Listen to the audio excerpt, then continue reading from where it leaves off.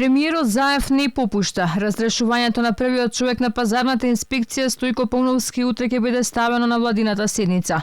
Откако директорот јавно му прекосеше на премиерот за вработувањето на 35 нови рамковни административци, Заев повторно вели, Пауновски не ги почитува законите. Утре на самата седница на владата секако ќе го потврдам тоа што веќе и го соопштив во јавност. Овде, како што дадов одговор, се работи пред се за почитување на закон. Има донесено закон во декември 2020 година. Согласно законот, сите имале обврска да променат систематизацијата.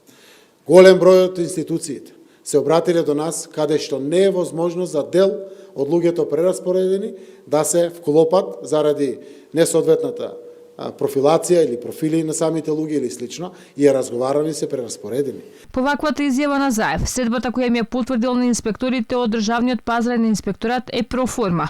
Одлуката очигледно е донесена, па заодно ќе биде и петицијата на која се потпиша речиси сите вработени во инспекторатот. Спред владата Пауновски добил дописи на 5, 10 и 21 април од Министерството за политички системи, информатичко општество и администрација. Имало и устни укажувања на кои директорот не одговорил.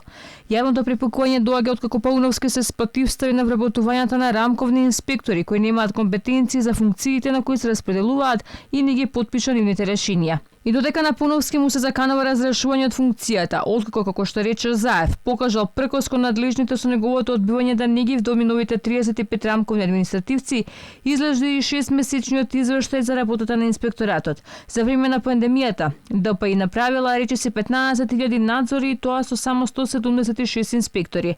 Во текот на второто полугодие од 2020 година, инспекцијски надзор извршен кај 17.000 субјекти, односно физички и правни лица.